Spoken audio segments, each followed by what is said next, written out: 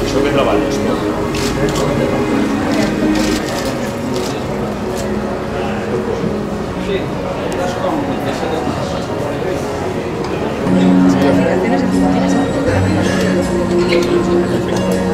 Que fos el senyor Lluís Recoder, sisplau, que ens dirigís unes paraules. Jo sé que és un esportista nat i que a més aquí el veiem sovint, així que ara amb americana... Allà hi ha uns senyors que diuen que no tant. Bueno. El que passa és que ells són els que es passen que practica esport, i això no ho dic per intuïció, sinó que ens ho ha dit la Diputació de Barcelona amb un estudi que ha fet sobre la pràctica esportiva de la província.